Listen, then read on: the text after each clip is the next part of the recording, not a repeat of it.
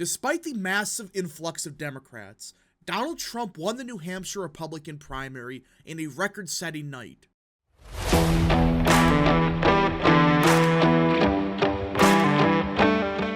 What is up, people of the internet? It is me, Real American, back in with a new video, and today it is time to talk about the 2024 Republican presidential primary.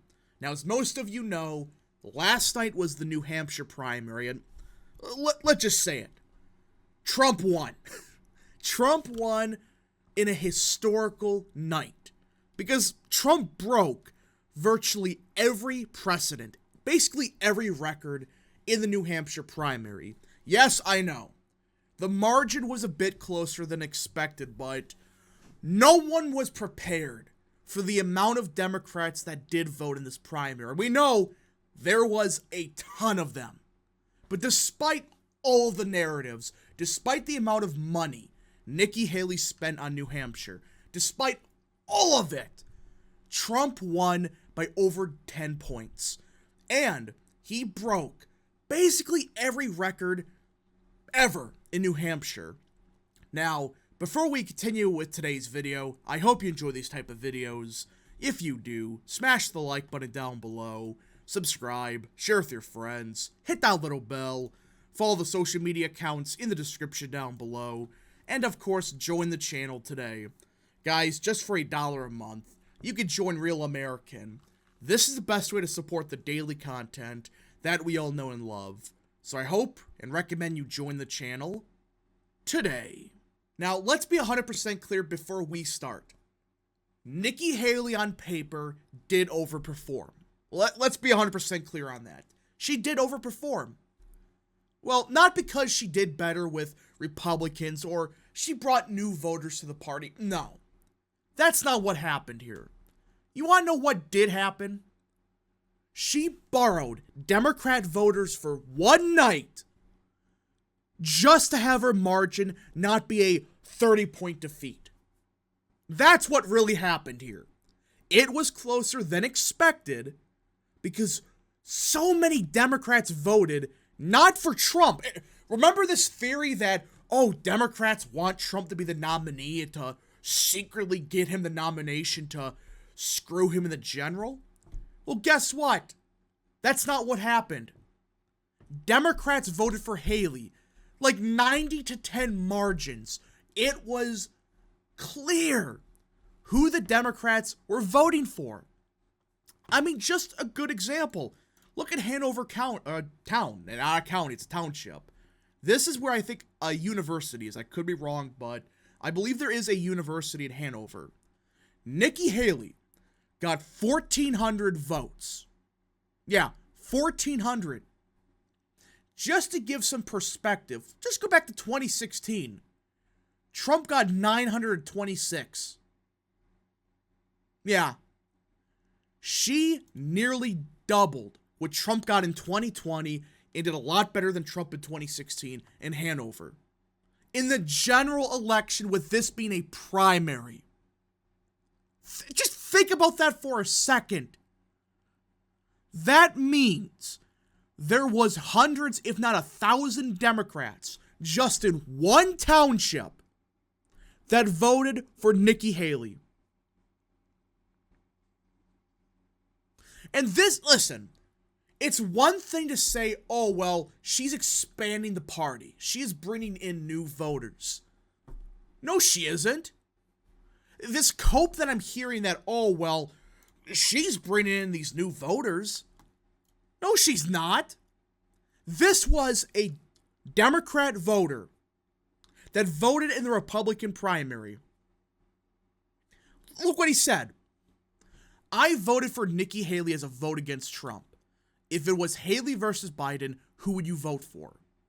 Biden. There was, I believe there was like 5 to 6 interviews. The exact same thing happened. This isn't a vote for Haley. This is a vote to spite Orange Man. I disagree with Haley on everything, but I'm going to vote against Trump to screw with him. There are so many narratives this single guy debunks. 1, the Democrat base or the Democrat Party, they're not secretly rooting for Trump to be the nominee to stop him. Because if they were, they would be telling people, go vote for Trump so we can screw with the Republican Party.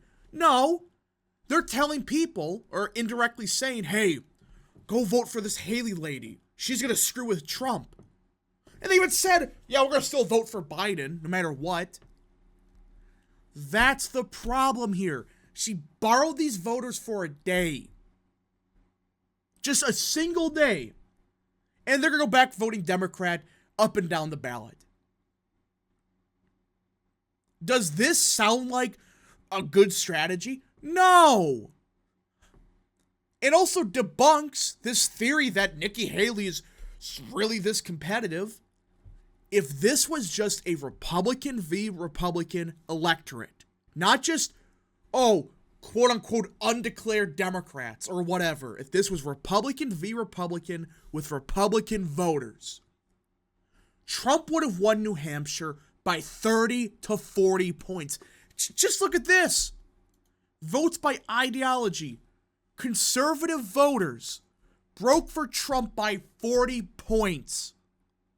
Quote-unquote moderate voters broke for Haley by 24. And we know a lot of these moderates are just partisan Democrats. Liberals broke for Haley by 51. These voters are not going to vote for Trump or Haley or any Republican. They're just going to vote for Haley to screw with Trump. There's no grand conspiracy that, they're going to want Trump to be the nominee to stop him in all of this. Guess what? This is Democrats wanting to vote for Haley just to mess with Trump. It's not this grand conspiracy like some people have been claiming for months. I mean, you look at every single thing that people are saying, 70% of Haley supporters are not going to vote for Trump. Guess what? 70% of Haley voters are Democrats. Yeah, they're not going to vote for Trump. They're not going to vote for Haley. This was a ploy by Democrats, and even the Haley campaign, the Christie campaign pulled this. They tried, and they actually did, target Democrats. They did this, by the way. I'm not even kidding when I say this. They told Democrats, hey, join the Republican Party for a day to screw with Trump and vote for me.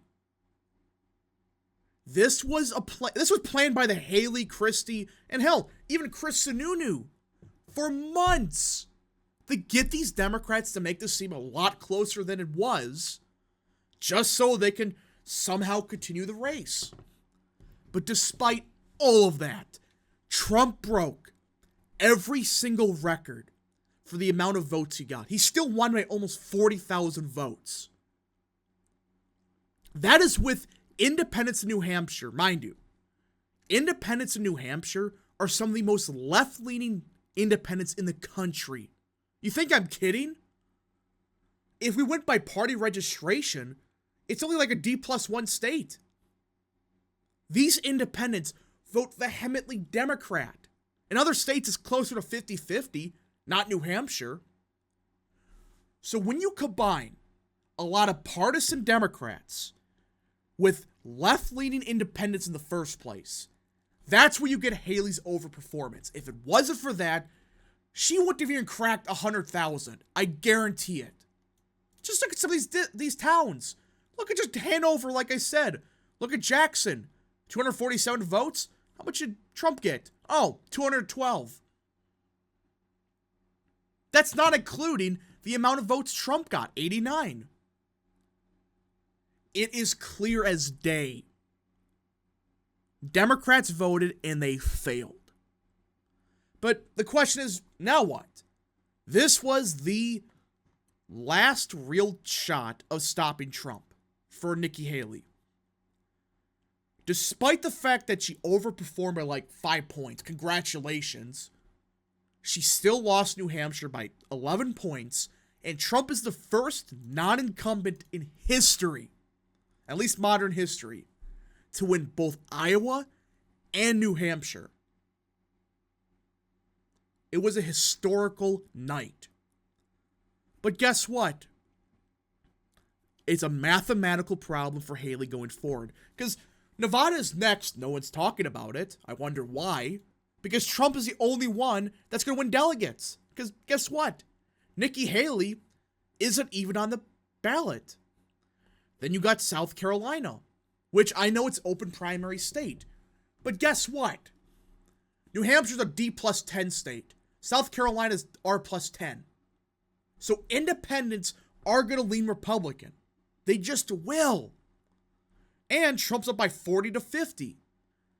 And on top of all of this, it's a winner-take-all state. So Trump probably wins all 50 of the delegates. That means Trump would sweep the first 4 states, which has never, I guarantee it, that has never been done before. Win the first 4 primaries or caucuses. This is history in the making. At that point, what's the pathway for Haley?